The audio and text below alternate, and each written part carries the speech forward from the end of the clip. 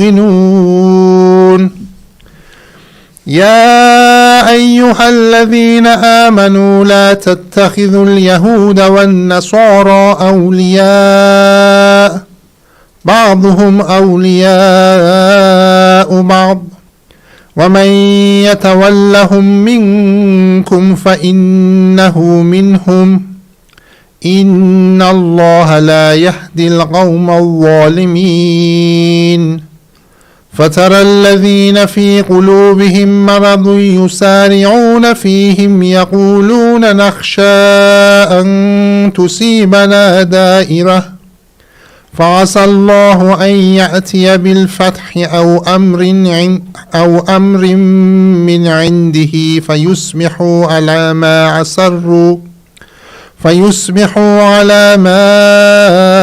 أسروا في أنفسهم نادمين ويقول الذين آمنوا أهؤلاء الذين أقسموا بالله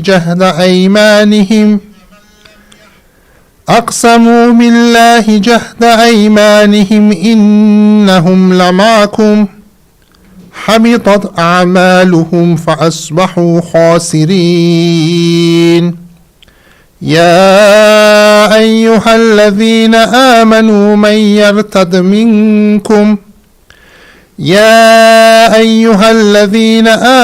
من يرتد منكم عن دينه فسوف يأتي الله بقوم يحبهم ويحبونه أذلة على المؤمنين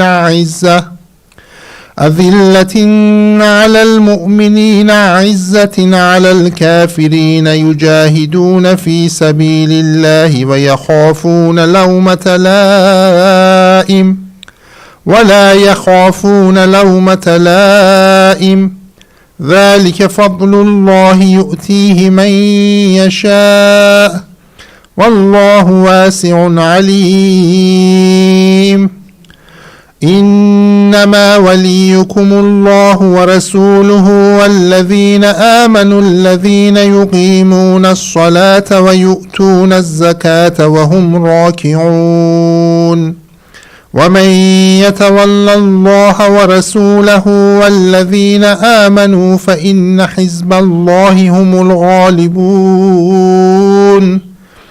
يا أيها الذين آمنوا لا تتخذوا الذين اتخذوا دينكم هزوا ولعبا من الذين أوتوا الكتاب من قبلكم والكفار أولياء واتقوا الله إن كنتم مؤمنين صدق الله العلي العظيم.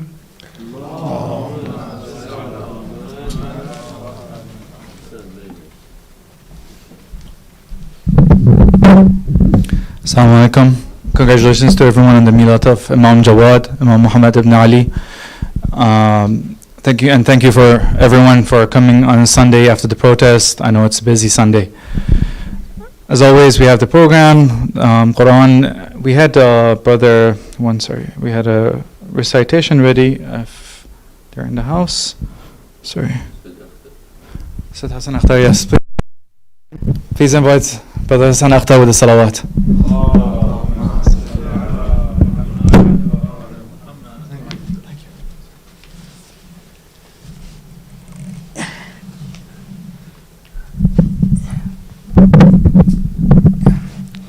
Where Muhammad and Ali Muhammad Salwat. So this is an Urdu munqibat, and people who do not follow the Urdu language, inshallah, I will give a summary, the poetry in praise of Imam Muhammad Taqi alayhi salam. Salwat. Allahumma salli ala Muhammad. The height of Iman is love for Imam Taqi alayhi salam. He is the forefather of the Imam of our time. His father is Ali, Mawla is Ali, and the Rabb is Ali. And this is a beautiful, exalted connection. He is the ninth flower of the garden of Nabi Sallallahu Alaihi Wasallam. His fragrance is present everywhere. He was the only 8 years old when he accepted the mandate of Imamat. He is praised in the heavens and the earth. He is the beloved of the Prophet and of Allah, and we also love him. Despite his young age, he brought low his enemies. He was the guardian of the faith and protector of the Ummah. He was in the service of truth. This poetry is a gift to the Imam, and send plenty of salawats on Imam Muhammad Taqi alayhi salam. Allahumma salli ala Muhammadin wa ali Muhammad. ईमान की मेराज तो उल्फत की तकी है, जद्दे इमाम वक्त हैं अज़मत तकी की है. इब्ने अली जद्बी अली रब्बी अली, खूब है ये सिलसिला रफ़त तकी की है. बाग़े नबी के मोमिनों नोवें ये फूल हैं, खुशबू बसी फ़िज़ा में अब तक तकी की है. थी उम्र 8 साल हक़ के इमाम की, अर्शे बरी से अर्ज़ तक मिद्दत तकी की है. प्यारे खुदा के और वो प्यारे रसूल के, दिल में हमारे बेशक मोहब्बत तकी की है. था कम सिनी में बार इमामत का उठाया, दुश्मन भी सरनगू हुआ, खुदरत तकी की है. दीन खुदा के हाफिज़ उम्मत के पासबां, इस्लाम के बाब में खिदमत तकी की है. तोहफ़ा ये पेश करता है साबिक़ इमाम को, भेजो दुरूद बारहा नुज़हत तकी की है. सलवात Allahumma salli ala Muhammadin wa ali. Yes, the beauty of Urdu language, Urdu poetry cannot be translated in English language or any other language. But salawat Muhammad Ali Muhammad.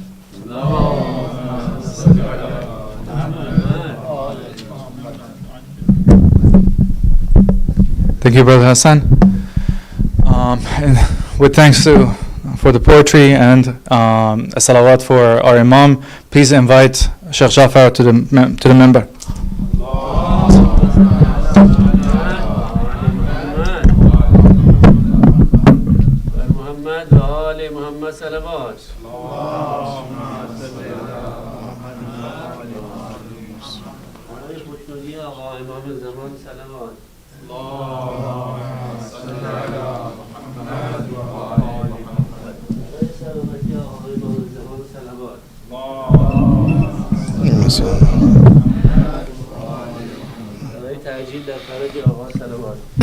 اللهم صل على محمد وعلى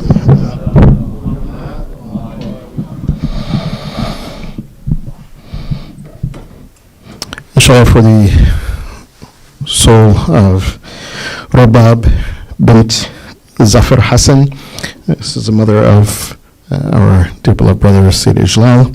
Of course, Ibn Adi is her husband's name, so she had that name, but her father's name is Zafar Hassan. So Rajab bint Zafar Hassan, inshallah, if we can recite a Surah Fatiha and 3 times Qul Huwallahu Ahad.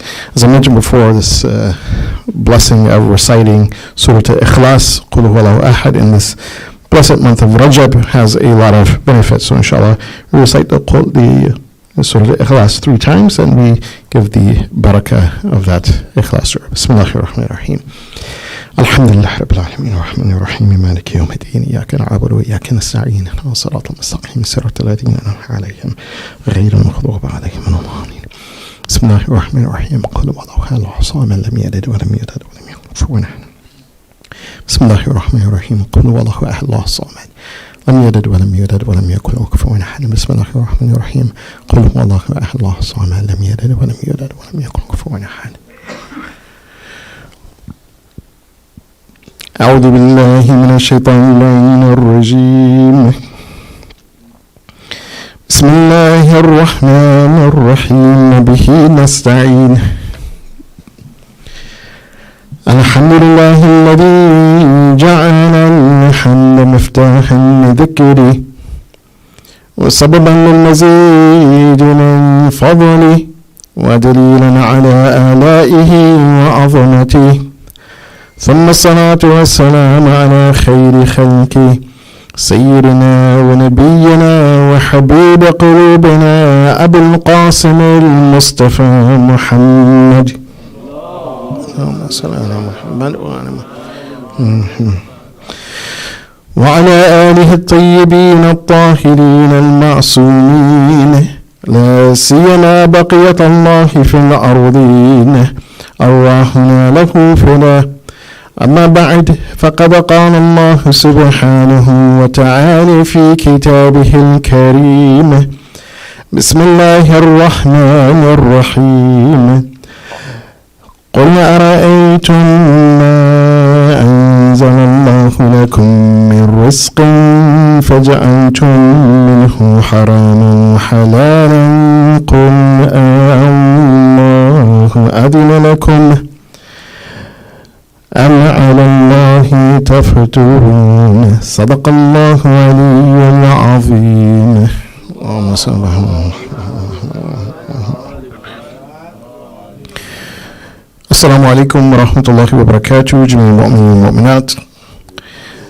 First and foremost, I congratulate the Imam of our time, Imam al-Hajjaj Faraj al-Sharif, on this blessed and special occasion which we have come to celebrate, and that is the birthday of Imam Jawad alayhi salatu wasalam. Then I congratulate all of you on this auspicious occasion and the blessed month of Rajab as well. Likewise, in the same breath, I give condolences to the Shah family, Islam Shah and his family, on the occasion of the passing of their mother-in-law, grandmother, Rajab bint Zafar Hassan. And just a few words in the beginning, just about that, because it is among the sunnah and tradition of Rasulullah sallallahu alayhi wa sallam. If you have some good news to speak about, or if you had bad news to speak about, say that you do the bad news first. You do the taqaddum of that kind of bad news or kind of sad news. And I'll say that we'll just give a brief aspect of this concept of death, which, of course, in our understanding, at least if we are looking at death with the eyes or through the lens of, you could say the worldly lens, where most people look at death, they say, oh yes, it's sad news. Of course, it is always hard and difficult to lose a loved one. But when we look at this idea and concept of death, that quite often they were asked about that, that what is death? In one of those occasions, Imam Jawad he narrated to one of his companions as well that what is this death? And he gives that narration that goes back to Imam Zain al-Abidin when he was asked the same question, Mal-Maut. So the Imam responded that, well, again, death, and pretty much it's almost like two types of death. He says the death for the believer, so it's like removing dirty clothes, removing chains that is weighing a person down, and putting on clean, fresh clothes, removing the chains from the body. He says this is what death is like for the mu'min. But on the other hand, for someone who is not a mu'min, a kafir, or someone who disbelieves in Allah subhanahu wa ta'ala, someone who rejects Allah subhanahu wa ta'ala, then death is like removing clean clothes, fresh clothes, and putting on dirty clothes, putting on chains. And when you think about this imagery of death as the Imams they're describing, it's quite interesting as well that when we look at our tradition and our customs as believers, as mu'mineen, and that process of death, it's quite interesting. So what happens? And how do we prepare that body for death? Again, we wash the body, we put on the clean clothes, the shroud. And it's simple, very simple. But when we look at our tradition and our customs as believers, as mu'mineen, and that process of death, it's quite interesting. So what happens? And how do we prepare that body for death? Again, we wash the body, we put on the clean clothes, the shroud. And it's simple, very simple. But means that all of us, again, our shroud would be pretty much the same. It's going to be white. It's going to, we put it on. So, it's not that one person is dressed in a tuxedo, another person's dressed in a three-piece suit, and, we have gold watches on, and all these type of things, which, unfortunately, in a lot of the other funerals, when you look, you see that, all of these things are made up. Let's pull the organs out. Let's do this. And let's make the person in the coffin look as if they're alive. They're the best. We give them a haircut, and we do all these things, which, when you look at it, it's like, wait a minute, this person is about to transition from this world into the next world. But yet, still, we cannot separate this idea of materialism from it. Why? Put them in the best suit. Make sure that they're wearing that gold watch that they loved. That ring that it was like, at that point when they make that transition, that gold watch is not going to do them any good. But what good is it going to do? What good are all these things going to do? But in the Islamic funeral, we see that we're preparing that person with a simple dress, with, again, washing the body, that ghusl, and preparing them to return back to Allah subhanahu wa ta'ala. And in the sense of, Salma says that, Ya Allah, that when I came into this world, I really didn't have much or anything. Whatever I had was given to me by you. You blessed me with it. And so I'm returning again in that same pure and simple state. And we truly prepare that individual to meet Allah subhanahu wa ta'ala, as again, one of the encounters that Nabi Musa alayhi salam had with Israel, that right before he took the life of Musa. So Musa, he asked Israel, he said that, tell me this, answer this question, that, if I'm Khalilullah, I'm the friend of Allah subhanahu wa ta'ala, so how is it that the friend takes the life of a friend?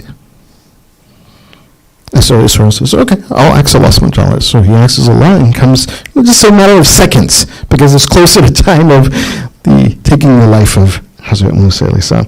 And so Israel, he gave him the answer. He says that Allah subhanahu wa ta'ala says that, how is it that a friend, a beloved friend, doesn't long to see his friend? He says, and because of that, because the friend loves and longs to see that friend, so he brings that friend back to him. This is what death is for the believer, the mu'min.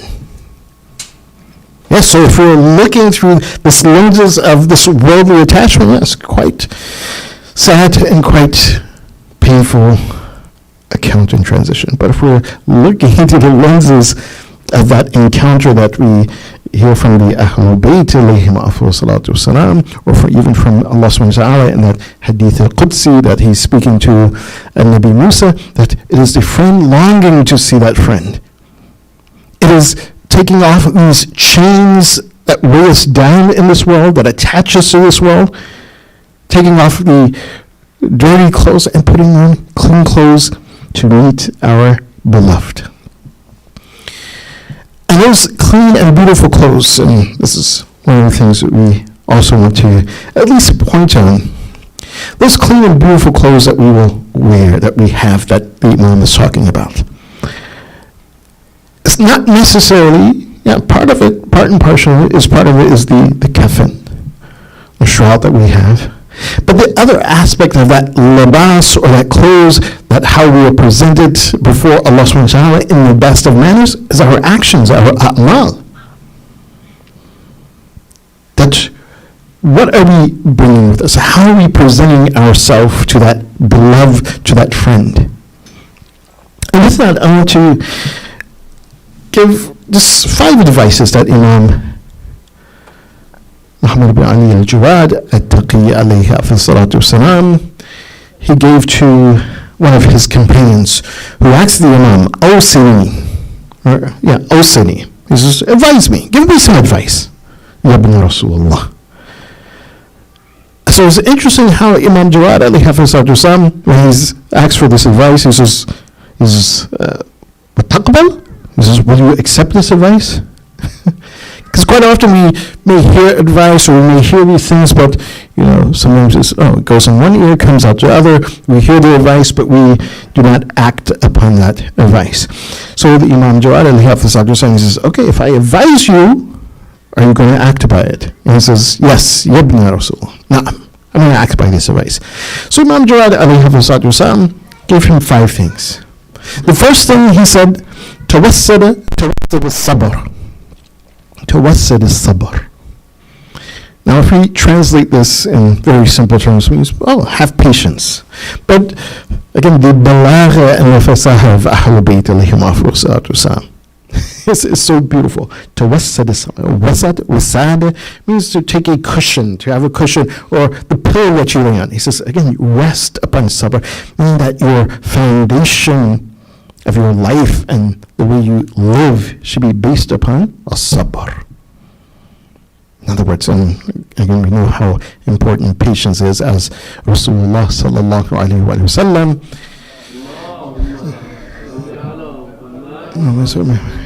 In a very famous hadith, he said that patience to the body, or patience to the believer, is like the head to the body. If you don't have a head, then again, that body is not going to live.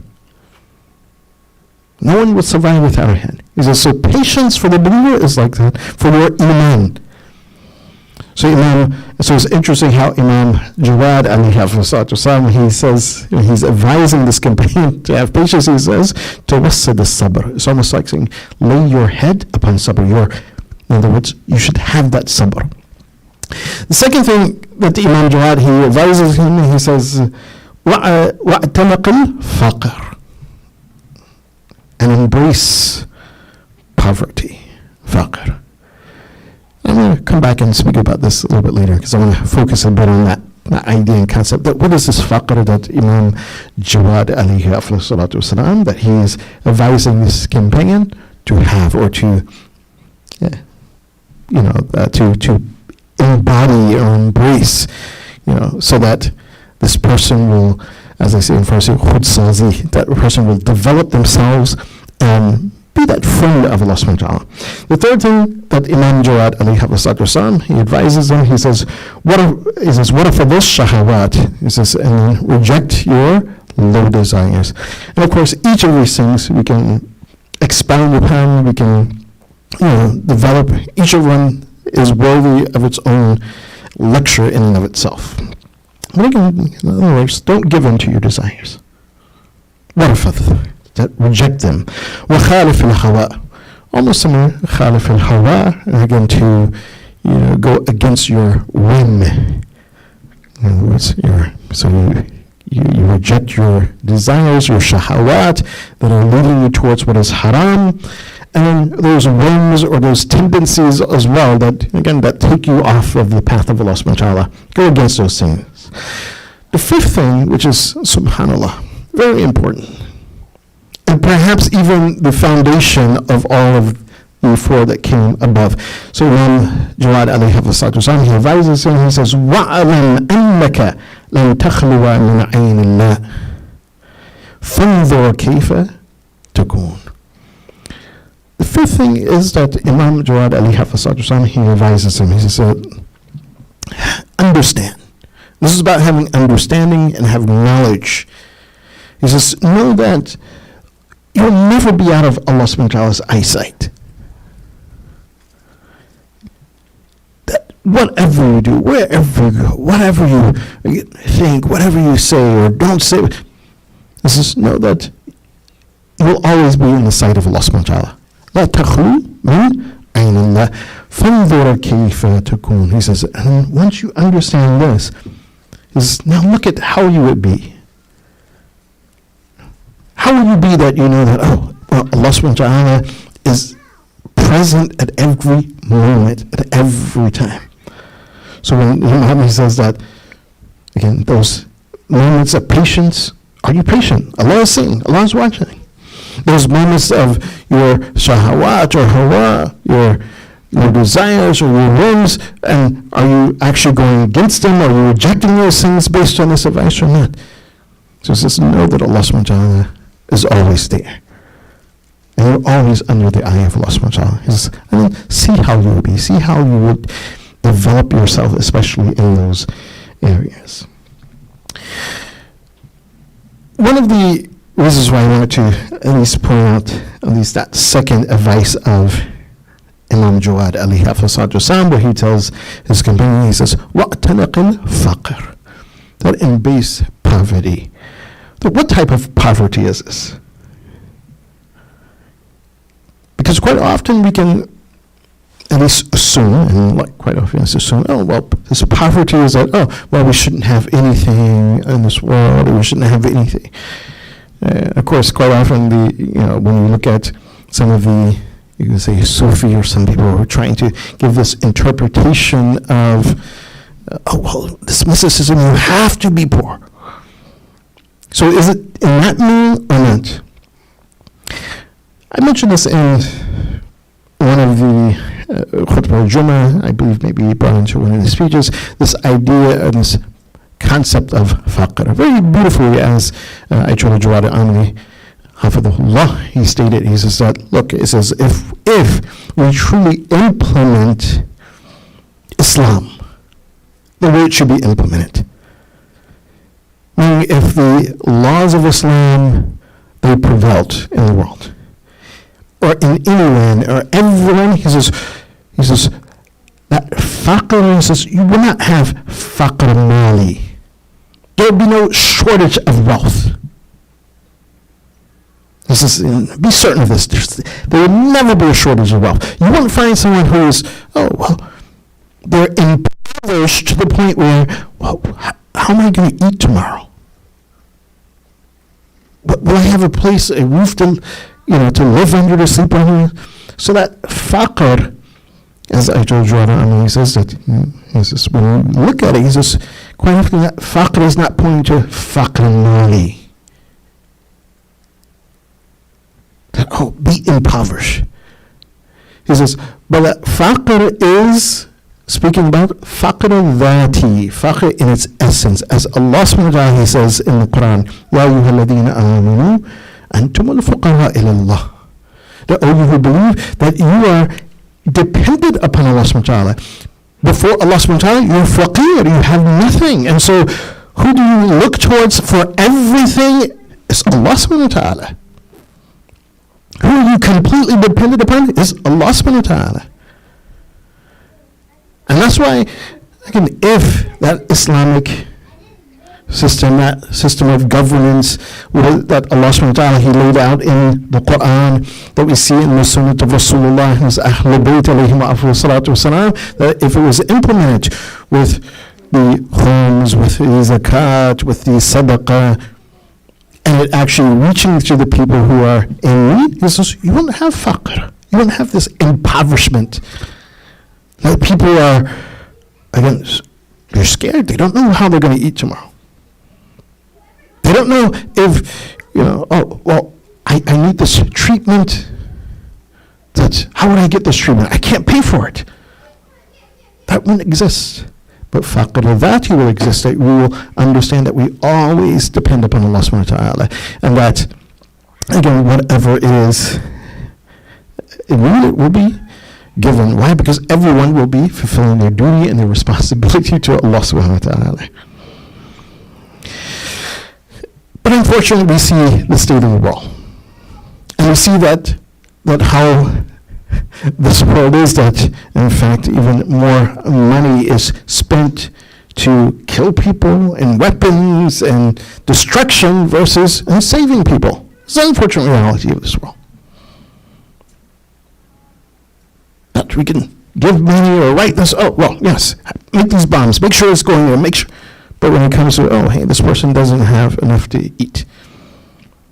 Oh, well, we'll give a little bit of charity. And in fact, even, this is an interesting thing because I've did some work in one company, non-profit. But if you look at the law books, they say that, oh, well, if you collect money for a charity, basically by law, they may have changed it, but before it was basically by law that the money you collect, you only actually have to spend 10% of that, at one point 20% on the cause which you're raising it for. The other 80%, 90%, you can pocket it, keep it for yourself.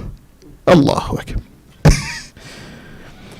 Like I said, this was some years ago, maybe it's changed, but nonetheless, a majority, by law, a majority of the money that you collect for a cause, a charitable cause, they said that, you don't have to spend 100%. And this is why sometimes some organizations, they say, if they're collecting, they say, we're doing 100%, because they want to make you understand that, look, we're giving it all to these individuals, not taking a part of it, because by law, we only have a very small amount to them. Quite interesting. So this faqr is not speaking about that impoverishment. That's one reason why I wanted to point it out. Secondly, I wanted to point it out because in this blessed month of Rajab, and particularly with the blessed Milad, or as if we recite that dua of Imam Zaman, alayhi salatu wasalam, wa Jafar Sharif, where the Imam, he says, Allahumma inni as'aluka بالمولودين في هذا الشهر في رجب بالمولودين. I ask you by the rights of those مولودين. Which two مولود? He's speaking about Imam Jawad alayhi salatu wasalam and Imam Hadi alayhi salatu wasalam. That by their rights that you give us blessings. I'm not going to read the whole dua, inshallah you can go read that dua. Is that he's asking, or he's making tawassul. This is Imam Zaman making tawassul. With who? With his grandfathers. That by, Ya Allah, by the blessings of them, that grant me this or grant this. And this dua is basic for us, teaching us that, again, especially in this month of Rajab, to make that tawassul, to ask for our needs, our hajat. And among the Imam alayhim salatu wasalam, that when we look at their tawassuls, and there's a dua, there's a tawassul in Sihifatu Sajjadi, in Mafatihul Jinan, it's tawassul ghayr ma'ruf. It's not the one that was normally recited, but when you read that tawassul, you'll see that one of the things, in particular with Imam Jawad alayhi salatu wasalam, that when you ask Allah subhanahu wa ta'ala by his intercession, by asking Imam Jawad to pray on our behalf to Allah subhanahu wa ta'ala, we ask for our needs. So first of all, we ask Allah subhanahu wa ta'ala for our needs, but then we ask Imam Jawad to pray for our needs. Why? Because Imam Jawad alayhi salatu wasalam, as his name says, is Jawad, that he represents and he embodies that generosity of Allah subhanahu wa ta'ala. Why is that generosity of Allah subhanahu wa ta'ala? Just so that we understand this, that again, he's connected to that Jawad, or that Jude of Allah subhanahu wa ta'ala, just as Rasulullah sallallahu alayhi wa sallam, that he's sent what? Rahmatan lil alameen. That if we want to see the embodiment of Allah subhanahu wa ta'ala's rahmah, then we look to Rasulullah. We want to see the embodiment of the Jude, the generosity of Allah subhanahu wa ta'ala, then you look at Imam Jawad. Or you see the life of Imam Jawad alayhi salatu wasalam, that Imam Jawad, he never turned away anyone who asked him of anything. So of course, if we're making tawassul and we say, Ya Imam Jawad, pray on my behalf. That, oh Allah, I need this. Imam Jawad, pray on my behalf for this hajat, for this need. That when will Imam Jawad turn you away? This is Imam Jawad. Actually, in fact, even one person, he asked Imam Jawad alayhi salatu wasalam, he said that, Yabni Rasulullah, he says, I'tini ala hasbi judak. He says, give me based on your generosity. Imam Jawad says, I can't. In other words, that person didn't have the capacity to take the generosity, all of the generosity that Imam Jawad alayhi salatu wasalam had to offer. Why? Because his Jude, his generosity is connected to the generosity of Allah subhanahu wa ta'ala. And then he asks Imam Jawad, he says, I'tini ala hasabi, ala taqati. So then give me based on my status, or what I can or have the ability to take it, to ability to have. So then Imam Jawad alayhi gave him 200 gold coins. And this is at that time. Which 200 gold coins again? Dinar at that time, this person would be rich, at least in the worldly sense. So yeah, this is what you're able to have. This is to your capacity. And that is, in that there's a very beautiful lesson as well for us, because quite often, sometimes, we make this tawassul to Allah subhanahu wa ta'ala, we ask the Imam to pray on our behalf, we ask the Rasulullah to pray on our behalf. Sometimes we're asking for those things that we don't have the capacity to hold and to carry. Doesn't mean that they're not going to answer that dua.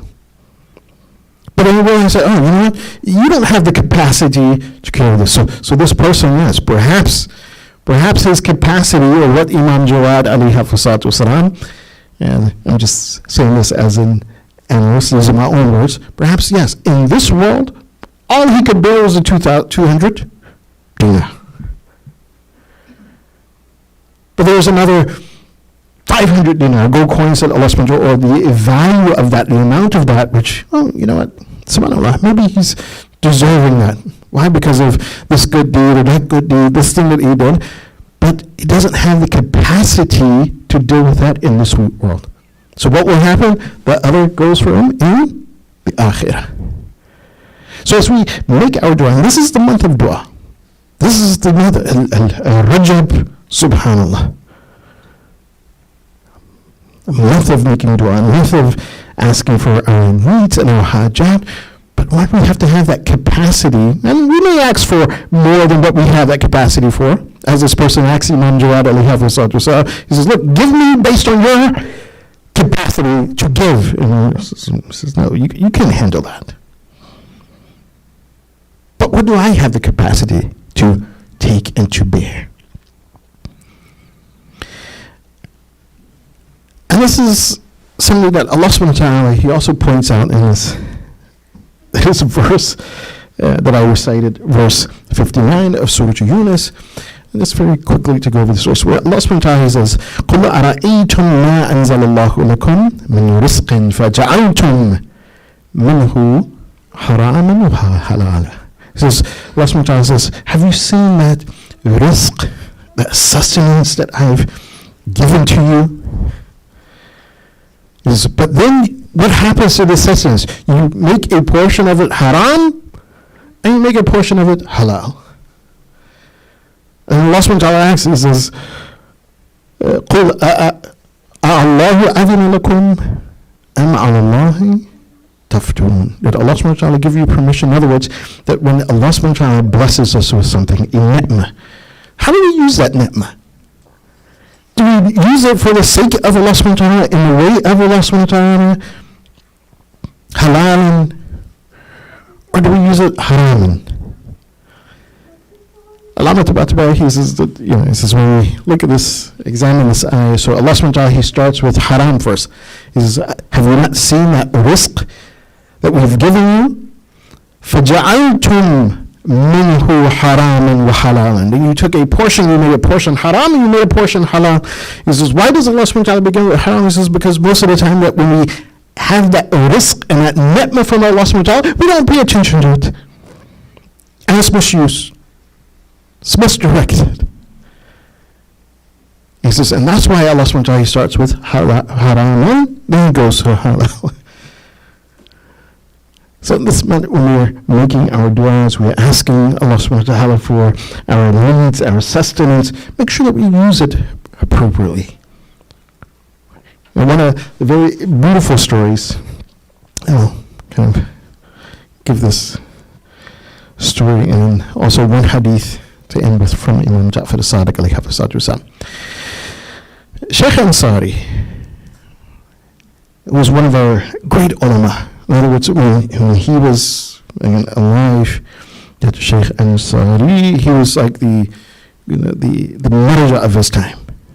Almost like at one point when everyone, they looked towards Ayatul Khuli, there were other mujtahideen, there were other manager, but the one who was kind of like took the center spot, and pretty much almost everyone went to and referred to this man. Sheikh Ansari was that individual during his time.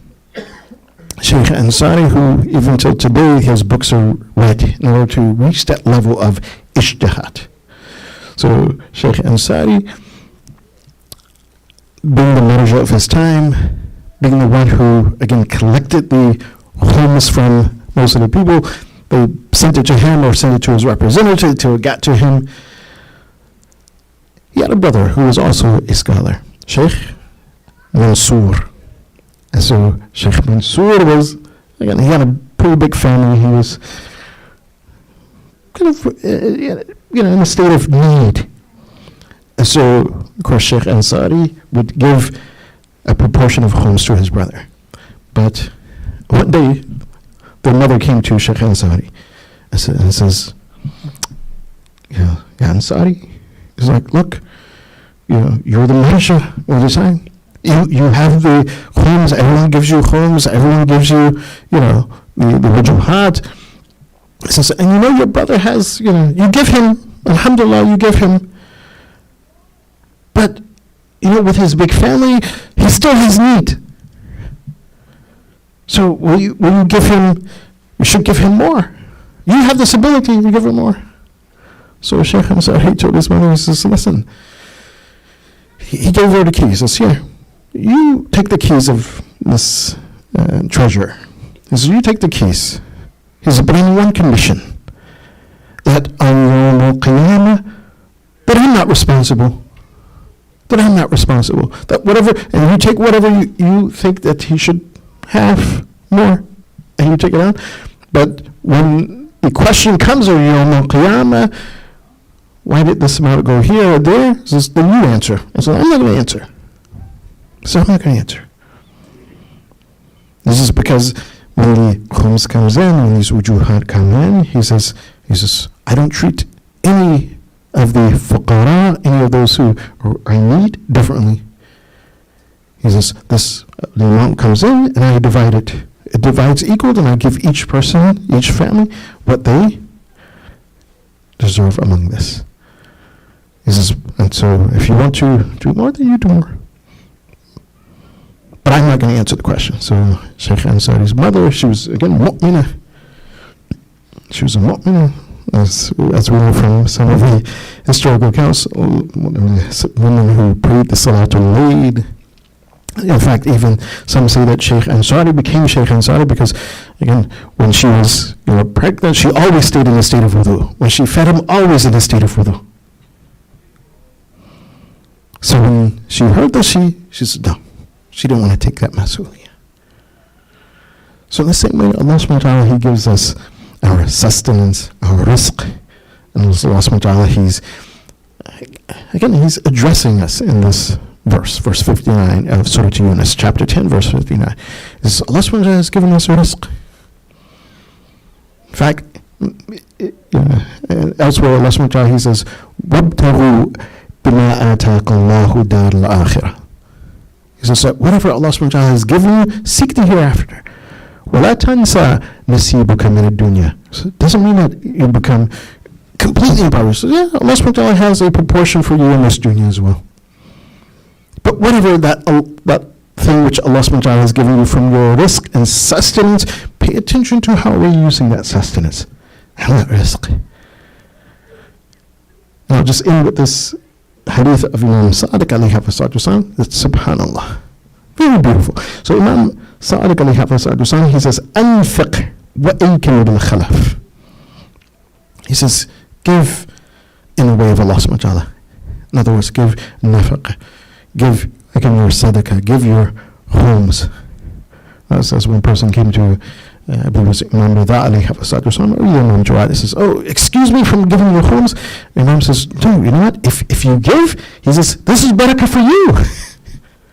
So Imam Sadiq is giving that philosophy. He says, أنفق وإنكم بالخلف. So when you give and be certain that what the return is on the other end. That when we give sadaqah in this world, when we give our homes, when we give our zakat, never think that, oh, hey, I'm giving this and I'm losing this role, I'm losing this dunya. He says, anfiq, give, and be certain of that return that Allah subhanahu wa ta'ala is going to give you on what you have given in this world for His sake, for the sake of Allah subhanahu wa ta'ala. He says, وَعْلَمْ and know أَنَّهُ مَنْ لَمْ يُنْفِقْ فِي طَاعَةِ اللَّهِ ابْتُلِيَ بِأَنْ يُنْفِقَ فِي مَعْصِيَةِ اللَّهِ. Allah. And he says, and know this. He says that if a person is not giving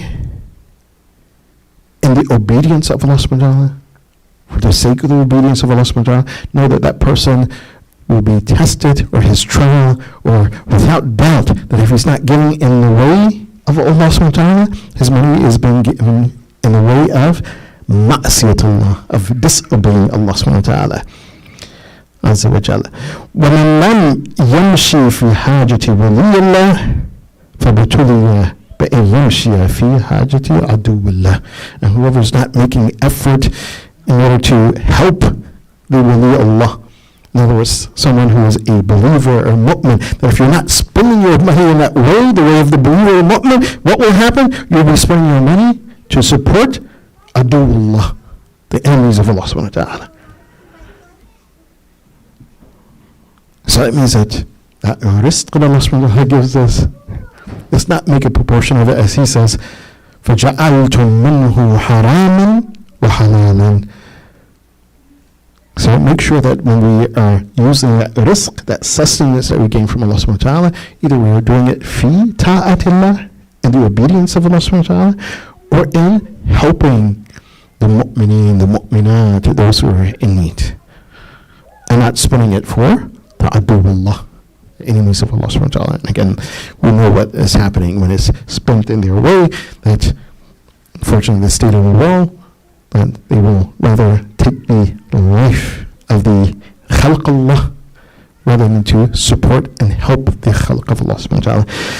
We pray that Allah subhanahu wa ta'ala, He gives us tawfiq in this blessed month of Rajab to worship Allah subhanahu wa ta'ala as He should be worshipped, or at least within our capacity. And we ask Allah subhanahu wa ta'ala to grant our needs to our capacity in this blessed month of Rajab, and more importantly, that we understand that rizq, and we make it all halal and spend it in the way of halal and in the way of Allah subhanahu wa ta'ala. Wa akhiru da'wana alhamdulillahi rabbil alamin. Bismillahir rahmanir rahim. اللهم كل وليك لحجة بن الحسن صلواتك عليه وعلى آبائه في هذه الساعة وفي كل ساعة وليا وحافظا وقائدا وناصرا ودليلا وعينا حتى تسكنه أرضك توعا وتمتعه فيها طويلا برحمتك يا أرحم الراحمين. صلاة.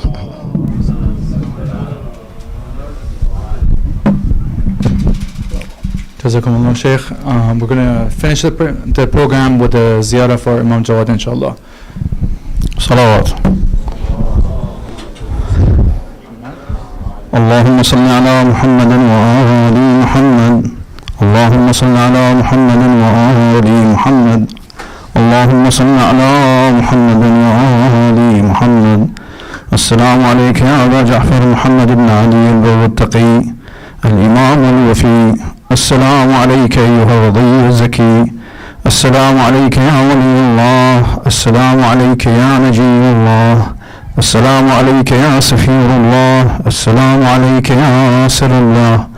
السلام عليك يا ضياء الله. السلام عليك يا سناء الله. السلام عليك يا كلمة الله. السلام عليك يا رحمة الله. السلام عليك أيها النور الساطع. السلام عليك أيها البدر الطالع.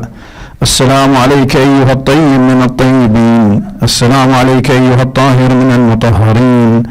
السلام عليك أيها الآية العظمى. السلام عليك أيها الحجة الكبرى.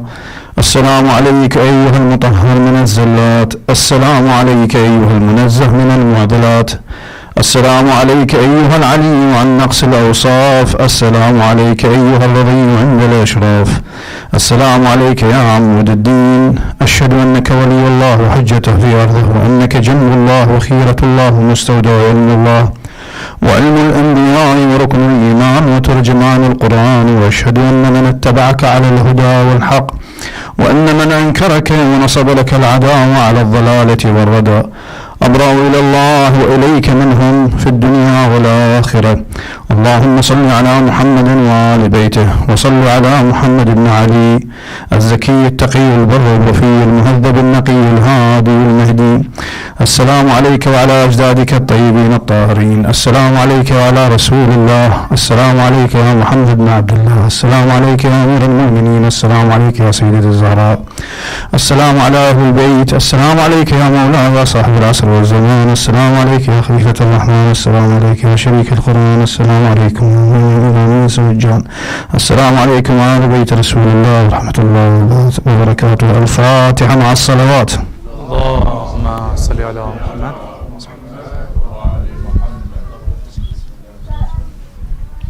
And one final announcement, due to the freezing temperatures, we're going to be serving the food in to-go boxes. So please walk up to the kitchen. The food will be handed to you. If you feel, okay to eat in this weather, by all means, but otherwise they're ready for you to take home. Thank you so much for everything. Salawat.